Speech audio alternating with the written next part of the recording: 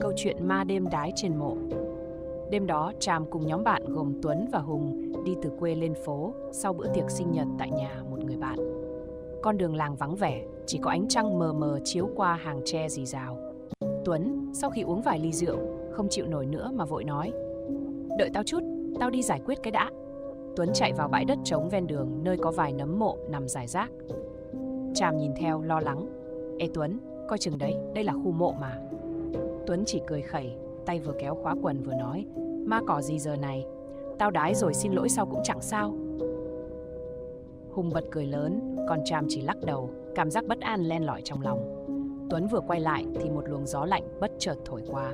Cả ba rùng mình. Tuấn đột nhiên khựng lại, tay ôm bụng: "Tao thấy đau bụng quá." Tuấn ngồi sụp xuống đất, mặt mày tái mét, mồ hôi đầm đìa. Hùng đỡ Tuấn dậy, nhưng lúc ấy Tràm chợt nhìn thấy một bóng người thấp thoáng sau lùm cây. Đó là một phụ nữ, tóc dài rũ rượi, mặc chiếc áo trắng ướt sũng, đôi mắt sâu hoắm như đang nhìn chằm chằm vào họ. Ai vậy?" Tràm lắp bắp, tay run rẩy chỉ về phía trước. Hùng quay lại nhìn, nhưng bóng dáng ấy đã biến mất. Tuấn bắt đầu lẩm bẩm: Đừng kéo tao, tha cho tao."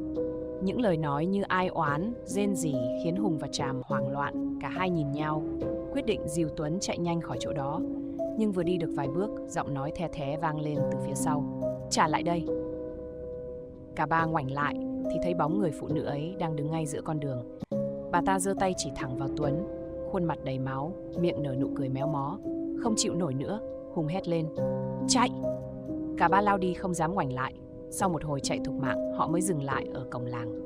Tuấn vẫn còn run rẩy, miệng thốt lên: Tao sai rồi, tao không nên đái trên mộ." Từ hôm đó, Tuấn đổ bệnh, thường xuyên mê sảng. Hễ nhắm mắt lại là cậu thấy bóng dáng người phụ nữ đó, đôi mắt đỏ ngầu, miệng không ngừng cười lạnh. Gia đình Tuấn phải nhờ thầy cúng làm lễ tạ lỗi, xin vong hồn tha thứ. Câu chuyện đêm ấy trở thành bài học kinh hoàng, để mỗi lần nhắc lại, Tràm đều rùng mình. Dù là ai, cũng đừng bao giờ mạo phạm nơi yên nghỉ của người đã khuất. Phần 2. Tràm và chiếc lược gãy. Sau sự việc của Tuấn, Tràm không còn dám đi qua đoạn đường ấy một mình, dù là ban ngày. Nhưng kể từ hôm đó, cô bắt đầu gặp những hiện tượng kỳ lạ trong chính ngôi nhà mình. Một tối, Tràm đang chải tóc trước gương, thì cô nhận thấy chiếc lược tre quen thuộc bị gãy một răng. Cô nhớ rõ ràng hôm qua chiếc lược vẫn còn nguyên vẹn. Nghĩ là do sơ ý, Tràm vứt nó vào thùng rác và lấy chiếc lược khác. Nhưng đêm đó, trong giấc ngủ, cô mơ thấy một người phụ nữ mặc áo trắng đứng trước cửa sổ phòng mình. Người đó cúi đầu, tay cầm chiếc lược gãy, giọng nói lạnh tanh vang lên: "Trả lại chiếc lược cho tao." Tràm giật mình tỉnh dậy, tim đập loạn xạ. Cô nhìn quanh phòng, ánh trăng len lỏi qua khe cửa sổ, khiến mọi thứ trở nên mờ ảo. Nhưng điều làm cô rùng mình là chiếc lược tre cô đã vứt đi nằm ngay trên bàn trang điểm, y như lúc ban đầu. Sáng hôm sau, Tràm kể chuyện cho mẹ nghe, nhưng mẹ cô chỉ cười trấn an: "Chắc con căng thẳng quá thôi, cứ để mẹ cúng cho vài nén nhang." Dù vậy, hiện tượng kỳ lạ vẫn tiếp diễn. Đêm tiếp theo, khi đang ngủ, Tràm nghe thấy tiếng gõ cốc cốc vào cửa sổ. Cô hé mắt nhìn ra và thấy một bóng người thấp thoáng ngoài vườn. Cô sợ hãi kéo chăn trùm kín đầu, nhưng tiếng gõ ngày càng dồn dập như muốn phá tung cửa. Sáng hôm sau, Tràm kiểm tra thì thấy trên cửa sổ có dấu tay mờ mờ, dài ngoằng như không phải của con người. Cực chẳng đã, Tràm nhờ bà ngoại lên chùa xin bùa bình an. Bà ngoại cũng khuyên cô nên thắp hương xin lỗi, nhắc nhở: "Con đã chứng kiến chuyện của Tuấn, đừng xem nhẹ những nơi linh thiêng, có thể con đã vô tình làm gì không đúng." Từ hôm đó, Tràm không còn gặp giấc mơ kỳ lạ hay nghe tiếng gõ cửa nữa. Nhưng cô luôn mang theo mình lá bùa, không dám liều lĩnh thêm lần nào. Mỗi khi đi ngang qua đoạn đường hôm ấy, Tràm đều cúi đầu khấn: "Xin lỗi vì đã làm phiền, mong người yên nghỉ bình an." Phần 3. Lời thì thầm trong đêm. Tưởng chừng mọi chuyện đã lắng xuống, nhưng rồi một đêm, Tràm lại gặp ác mộng. Trong giấc mơ, cô thấy mình đứng giữa bãi đất trống nơi Tuấn từng đái lên ngôi mộ. Không gian lạnh lẽo, mờ mịt và trước mặt cô là người phụ nữ áo trắng. Bà ta nhìn Tràm, đôi mắt đen sâu hắm, cất giọng khàn khàn: "Đừng trốn, hãy nhớ lấy lời tao." Tràm giật mình tỉnh dậy, mồ hôi ướt đẫm lưng. Nhưng khi nhìn quanh, cô phát hiện cánh cửa sổ phòng mình đã mở toang, dù trước đó cô nhớ rõ mình đã chốt cẩn thận. Cô lặng người khi thấy trên bàn trang điểm có một tờ giấy cũ mềm, nhăn nhèo. Lời viết trên đó bằng mực đen, chữ nguệch ngoạc như trẻ con. Người sống thì đi, đừng ở lại. Sáng hôm sau, Tràm kể chuyện cho Hùng nghe. Cậu cũng không khỏi rùng mình và khuyên Tràm. Có khi nào chuyện hôm đó ảnh hưởng đến mày? Mày thử đến xin thầy xem sao. Nghe lời, Tràm cùng Hùng đến tìm một thầy cúng nổi tiếng trong vùng. Thầy vừa nghe chuyện vừa trầm ngâm, rồi nói: cô gái này bị vong theo. Cô không đụng đến họ, nhưng vô tình chứng kiến nên mang theo năng lượng của nơi đó. Tràm hoảng sợ hỏi: có cách nào để con thoát không ạ? Thầy gật đầu, lấy một lá bùa, bảo cô đeo bên mình, đồng thời dặn dò: đừng quên, mỗi tháng vào ngày rằm thắp hương cho người đã khuất. Như vậy họ sẽ không làm phiền nữa. Tối hôm đó, khi thắp hương ở ngôi mộ mà Tuấn từng mạo phạm, Tràm bất giác cảm thấy lạnh sống lưng. Đang cắm nén nhang, cô nghe thấy tiếng thì thầm thoang thoảng trong gió: đi đi, đừng quay lại nữa. Cô quay phát lại, nhưng chỉ thấy những ngôi mộ lạnh lẽo dưới ánh trăng. Kể từ hôm ấy, Tràm không dám bén mảng qua đoạn đường đó nữa. Cô luôn nhớ lời thầy và thắp hương đều đặn. Dù không còn gặp hiện tượng kỳ lạ, nhưng mỗi khi nghĩ đến người phụ nữ áo trắng, Tràm vẫn rùng mình và tự nhắc bản thân: mọi thứ trên đời đều có linh hồn, đừng bao giờ mạo phạm. Phần 4. Lời xin lỗi cuối cùng. Sau khi làm theo lời thầy, mọi thứ dường như yên bình trở lại với Tràm. Nhưng một tối nọ, nhận được cuộc gọi từ Hùng, giọng cậu hoảng loạn: Tràm, Tuấn gặp chuyện rồi. Hóa ra Tuấn đã giấu cả nhóm rằng gần đây cậu thường xuyên gặp ác mộng. Trong giấc mơ, người phụ nữ áo trắng liên tục xuất hiện, kéo chân cậu xuống một hố sâu đen ngòm. Đêm qua cậu phát bệnh nặng, mê sảng gọi tên Tràm và Hùng, rồi bất tỉnh. Tràm cùng Hùng vội đến nhà Tuấn.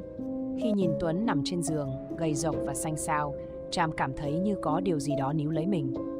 Cô quay sang Hùng, ánh mắt kiên định: chúng ta phải quay lại ngôi mộ đó. Có lẽ Tuấn cần được giúp. Hai người mang theo hương, hoa và lễ vật đến nơi. Đêm đó, dưới ánh trăng nhạt nhòa, Tràm khấn thành tâm: xin lỗi người đã khuất, xin hãy tha thứ cho lỗi lầm của chúng tôi. Chúng tôi chỉ mong bạn mình được bình an. Lời khấn vừa dứt, một luồng gió lạnh thổi qua, làm tắt những nén nhang trên tay họ. Trong không gian tĩnh lặng, Tràm và Hùng nghe rõ một giọng nói vang lên, nhẹ như tiếng gió: lần này là cuối cùng. Kể từ hôm ấy, Tuấn tỉnh lại, sức khỏe dần hồi phục. Nhưng anh không bao giờ quên được ánh mắt của người phụ nữ áo trắng trong những giấc mơ ám ảnh. Tràm và Hùng cũng học được một bài học sâu sắc: sự tôn trọng dành cho người đã khuất là cách duy nhất để giữ gìn bình an cho người sống. Phần 5. Lời cảnh báo bí ẩn. Mọi chuyện tưởng chừng đã kết thúc, nhưng một tuần sau, Tràm bắt đầu cảm nhận sự bất thường trong ngôi nhà mình. Những đêm khuya, khi cả gia đình đã ngủ, cô nghe thấy tiếng bước chân lặng lẽ ngoài hành lang. Có lúc tiếng gõ cửa phòng vang lên chậm rãi và đều đặn, nhưng khi mở cửa, chẳng có ai. Một tối, Tràm đang ngồi học thì cảm giác như có ai đó đang nhìn chằm chằm vào mình từ phía sau. Cô quay lại, chỉ thấy căn phòng trống trải. Nhưng ngay lúc đó, chiếc lược tre mà cô từng vứt đi lại nằm ngay ngắn trên bàn. Tràm cảm thấy không thể chịu đựng thêm. Cô tìm đến Hùng để kể chuyện. Nghe xong, Hùng tái mặt nói: không lẽ vẫn còn gì đó chưa xong? Hay là liên quan đến chuyện ở ngôi mộ hôm trước? Họ quyết định quay lại tìm thầy cúng. Vừa nghe Tràm kể, thầy trầm ngâm, sắc mặt nghiêm trọng hơn trước. Ông lặng lẽ lấy từ trong hộp gỗ ra một chiếc đĩa gốm và một nắm gạo. Sau khi rải gạo quanh bàn thờ trong nhà Tràm, thầy nhắm mắt khấn vái. Một lát sau, ông mở mắt, giọng trầm thấp: có một vong nữ đã theo cô về. Cô ấy không còn oán hận, nhưng vẫn chưa thể siêu thoát vì còn một thứ chưa được trả lại. Nghe vậy, Tràm sững người. Cô nhớ lại chiếc lược tre cứ xuất hiện dù cô đã vứt bỏ. Hơi thở cô dồn dập. Là chiếc lược tre đó sao? Nhưng nó có liên quan gì đến cô ấy? Thầy gật đầu. Chiếc lược là kỷ vật của người đã khuất. Cô ấy không cố ý làm hại, chỉ muốn cô giúp trả lại thứ thuộc về mình. Tràm và Hùng lập tức quay lại bãi đất nơi ngôi mộ. Lần này họ mang theo chiếc lược tre. Tràm đặt chiếc lược lên ngôi mộ, cùng hoa và nén nhang, rồi khấn: tôi xin lỗi vì đã làm phiền. Đây là thứ thuộc về cô. Mong cô yên nghỉ và đừng trách móc chúng tôi. Lời khấn vừa dứt, một làn gió nhẹ thoảng qua như một dấu hiệu của sự thanh thản. Cả hai lặng người khi thấy chiếc lược nằm im lìm trên mộ, như thể cuối cùng nó đã tìm được đúng chỗ của mình. Từ hôm đó, mọi hiện tượng kỳ lạ hoàn toàn chấm dứt. Tràm nhận ra một điều: những điều tưởng chừng vô tri vô giác đều mang linh hồn. sự tôn trọng và lòng thành kính là cách duy nhất để mang lại bình an. Phần 6. Bí mật trong ngôi mộ. Sau khi trả lại chiếc lược tre, mọi chuyện dường như đã kết thúc. Tràm bắt đầu cảm thấy nhẹ nhõm hơn, không còn gặp ác mộng hay những hiện tượng kỳ lạ. Tuy nhiên một hôm, người trông coi nghĩa trang trong làng bất ngờ đến tìm cô. Ông cụ nói với vẻ mặt nghiêm trọng: "Cô gái, tôi nghe nói cô từng khấn nguyện ở ngôi mộ đó. Có lẽ cô nên biết một chuyện." Tràm ngạc nhiên nhưng vẫn lắng nghe. Cụ già kể rằng ngôi mộ nơi Tuấn đã vô tình mạo phạm thuộc về một cô gái trẻ qua đời cách đây hơn 20 năm. Gia đình cô từng rất nghèo, không có tiền mua nổi hòm gỗ tử tế nên chôn cất qua loa với vài vật dụng cá nhân, trong đó có một chiếc lược tre mà cô rất quý. Cụ già thở dài. Lúc đó, người ta bảo cô ấy chết oan vì bị bỏ rơi ngay trước ngày cưới. Linh hồn cô ấy không thể siêu thoát nên đôi khi xuất hiện hù dọa những ai vô tình làm phiền. Nghe đến đây, Tràm lạnh người. Cô lẩm bẩm: vậy ra đó là lý do cô ấy đòi lại chiếc lược. Nó là vật cuối cùng gắn bó với cô ấy. Tối hôm đó, Tràm quyết định cùng Hùng đến ngôi mộ một lần nữa. Cô mang theo hoa tươi, một nén nhang và một lá thư viết tay. Trong thư, cô xin lỗi chân thành và cầu chúc người khuất được yên nghỉ. Khi thắp nhang và đặt lá thư lên mộ, một làn gió êm dịu thoảng qua. Tràm cảm giác như có ai đó đang mỉm cười, nhẹ nhàng rời đi. Từ đó, ngôi mộ trở nên yên tĩnh, không còn hiện tượng lạ nào xảy ra. Câu chuyện về chiếc lược tre và cô gái áo trắng vẫn được dân làng kể lại như một lời nhắc nhở.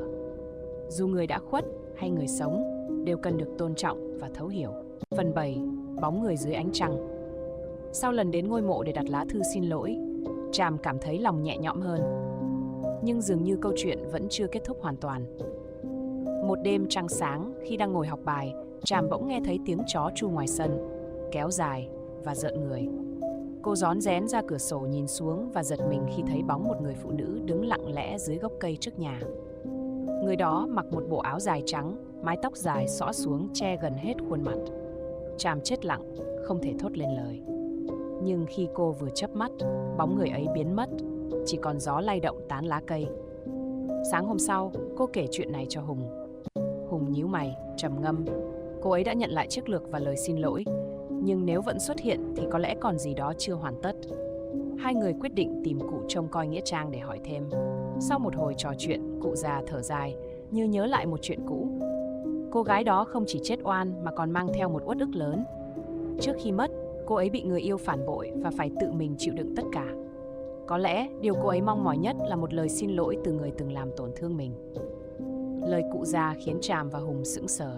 Nhưng giờ người yêu cũ của cô gái ấy ở đâu? Còn sống hay đã mất? Họ quyết định tìm thêm manh mối. Sau nhiều lần hỏi han, cả hai phát hiện người đàn ông đó, tên là Phong, vẫn còn sống, hiện đang sống cô độc ở một ngôi làng bên cạnh. Hùng cùng Tràm đến tìm ông Phong, kể lại toàn bộ sự việc. Ban đầu, ông ta phủ nhận, nhưng khi nghe nhắc đến chiếc lược tre, gương mặt ông tái mét. Ông lắp bắp: Đó là lỗi của tôi đã phụ bạc cô ấy.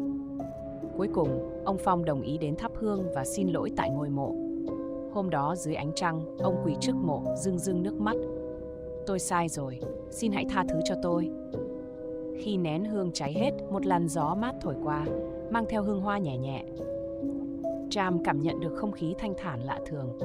Từ đó, bóng người áo trắng không còn xuất hiện. Câu chuyện khép lại, để lại một bài học sâu sắc. Không chỉ lòng thành, mà đôi khi sự giải thoát đến từ việc đối diện và chuộc lại lỗi lầm của chính mình.